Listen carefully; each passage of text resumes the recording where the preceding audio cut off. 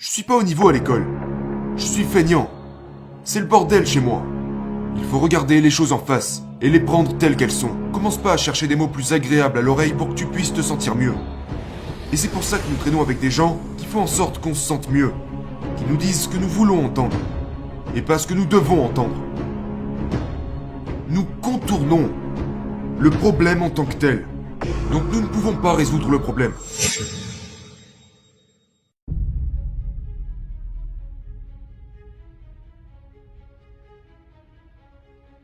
Donc ce qui s'est passé dans ma vie, c'est que j'ai commencé à avoir ce que j'appelle ce sac à dos.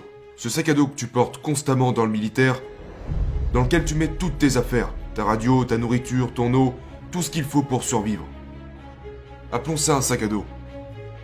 Quand nous grandissons, nous avons tous un sac à dos. Pour la plupart d'entre nous, il est vide. Tu sais, et ce que nous y mettons, c'est toutes les conneries que nous traversons dans la vie. C'est ce qu'il y a dans le sac à dos des civils, et nous le portons constamment avec nous. Donc ce qu'on doit commencer à faire, c'est réaliser que, peu importe où j'en suis dans la vie, je me faisais constamment traiter de nègre.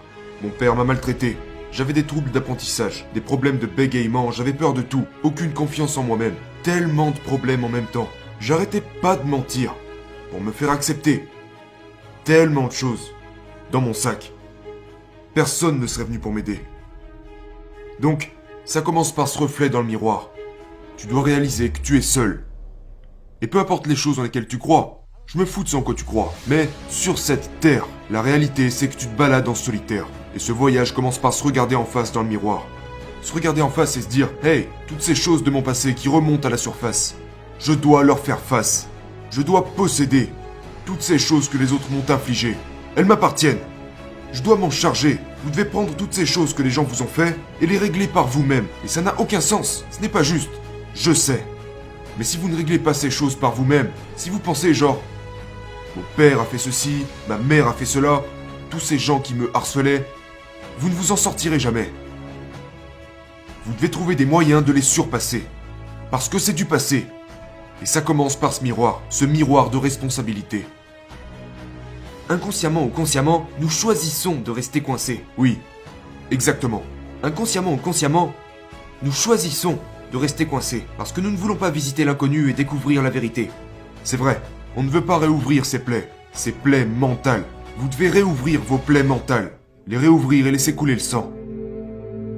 Laissez couler le sang dans votre esprit. Vous devez laisser partir ces choses. Toute cette substance toxique qui est renfermée doit être évacuée. Et comme tu l'as dit, on se l'inflige par nous-mêmes.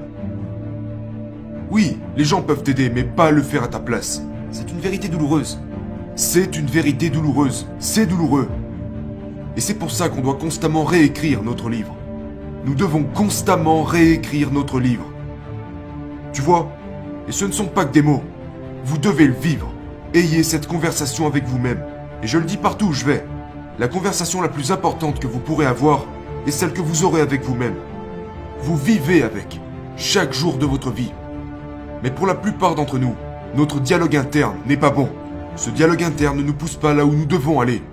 Au lieu de ça, il vous fait asseoir dans cet environnement toxique que vous avez créé, que les gens vous ont aidé à créer. Et vous vivez là, vous vivez dans cette merde. Ce dialogue interne vous fait tourner en rond et ça devient une partie de vous-même. Donc les premières... Non, j'étais gros.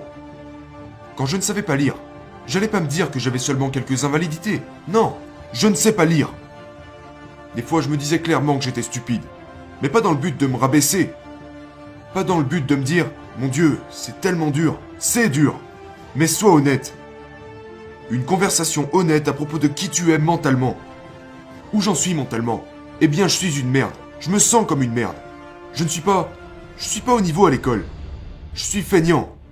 C'est le bordel chez moi. Il faut regarder les choses en face et les prendre telles qu'elles sont. Commence pas à chercher des mots plus agréables à l'oreille pour que tu puisses te sentir mieux. Et c'est pour ça que nous traînons avec des gens qui font en sorte qu'on se sente mieux, qui nous disent ce que nous voulons entendre, et pas ce que nous devons entendre. Et on reste loin de leur opposer. Et on reste loin de... C'est la même chose avec notre dialogue interne. On les fuit pour pouvoir se dire « C'est bon ». C'est pas bon. Donc c'est là que ça commence. Ça commence avec la responsabilité de se dire « Ce n'est pas bon ». Ça ne peut plus durer. Et jugez-vous exactement pour ce que vous êtes. Et trouvez exactement ce que vous devez faire pour y remédier. Rien ne se résout autrement. Rien. Et si on regarde l'Amérique aujourd'hui, rien ne se règle. Parce qu'il y a tellement de racisme, il y a tellement de choses, et ce n'est que l'une d'entre elles. On ne peut plus parler de rien. Nous évitons toutes ces conversations parce que si je dis ça, je veux offenser un noir, un blanc, un juif, un gay, une lesbienne. Nous contournons le problème en tant que tel. Donc nous ne pouvons pas résoudre le problème. Tout le monde est comme, si je dis ça à la télé, je vais perdre mon travail. Nous devons le dire. Nous devons briser les barrières dans notre esprit et dans le monde. Et ça commence par soi-même. Ça commence par toi-même. Tu dois briser ces barrières en toi et passer en force. Découvre qui tu es.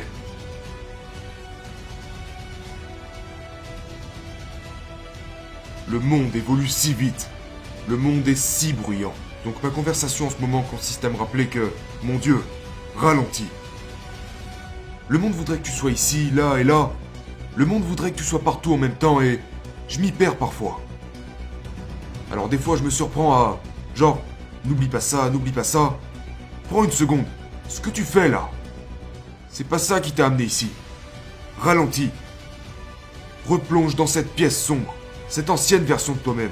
Cet espace à 7$ par mois dans lequel tu vivais. C'est là que t'as grandi.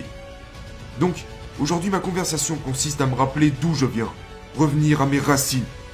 Je vous demande pas de revivre ces trucs. Je vous demande de pas oublier d'où vous venez lorsque vous évoluez et que vous devenez quelqu'un. Mon dialogue interne me permet de me recentrer sur... N'oublie pas tes racines. Ne laissez pas cela devenir si grand que vous vous perdez dans le bruit du monde. Retrouvez le calme. Retrouvez l'attitude qui vous a mené au succès.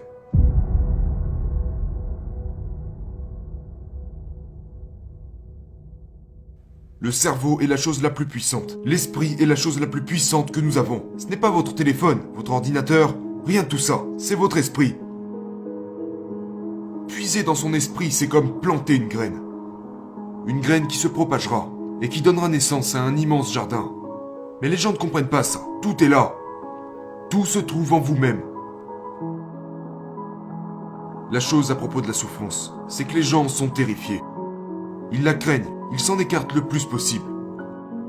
Ils en ont peur. Il ne s'agit pas de souffrir comme ils l'imaginent. Genre, aller dans un endroit où vous souffrez 24 heures sur 24. Nous devons puiser dans la souffrance tous les jours. Parce que nous avons tellement de plaies mentales à soigner. Nous devons voir les moments de souffrance comme des étapes à franchir. Pour réussir, vous devez échouer. Mais c'est dans l'échec et la souffrance que se trouvent toutes les réponses à vos questions. Les réponses se trouvent dans la souffrance. Toutes les réponses y reposent. Vous ne devez pas vivre dans la souffrance, la douleur, les échecs, constamment. Vous devez apprendre à les visiter. Pour les gens qui détestent l'entraînement, ils doivent visiter l'entraînement peut-être 1 heure par jour. Et les 23 autres heures de la journée, ils n'y sont pas. Mais s'ils veulent être en forme, ils doivent visiter la souffrance, visiter l'entraînement 1 heure par jour. Visiter la souffrance 1 heure par jour. Visitez vos échecs passés 1 heure par jour. Et c'est en visitant la souffrance que vous trouverez les réponses. Elles sont toutes là, dans la souffrance. Alors allez-y. C'est ce que j'appelle l'autopsie en direct. Pour savoir de quoi quelqu'un est mort, on a attendu qu'il le soit. Moi je parle de faire l'inverse. Comment peux-tu vivre et le faire pendant que tu es en vie? Retournez dans votre esprit, faites-le maintenant, pendant que vous êtes en vie. N'attendez pas de mourir pour comprendre de quoi vous êtes mort. Faites-le pendant que vous êtes en vie. Rentrez là-dedans, trouvez la souffrance, trouvez la douleur et posez-vous la question, pourquoi est-ce que je suis si mauvais? Pourquoi est-ce que j'ai peur de ça? Pourquoi suis-je paralysé comme ça? Je vous garantis que vous trouverez les réponses à vos questions en allant dans les recoins de votre cerveau. En allant chercher toutes ces plaies du passé. Vous trouverez pourquoi vous êtes si craintif. En allant chercher toutes ces plaies du passé. Visitez-les pendant au moins 1 heure par jour et étudiez-les. C'est comme ça que vous en apprendrez plus sur vous-même. C'est comme ça que vous grandirez. Étudiez-les. C'est pourquoi j'ai étudié mon esprit. C'est pour ça que j'arrive à le contrôler. C'est parce que j'ai réalisé que j'étais faible. Donc au lieu de m'enfuir devant cette réponse, je l'ai acceptée et je me suis demandé mais pourquoi suis-je si faible? Oh, ça a du sens. Je viens de cet enfer. Je viens de cet endroit où on me frappait constamment. Pour rien. C'est pour ça que j'ai peur. C'est logique. Donc j'y suis retourné systématiquement pour retrouver chaque personne dans mon esprit. Ça marche.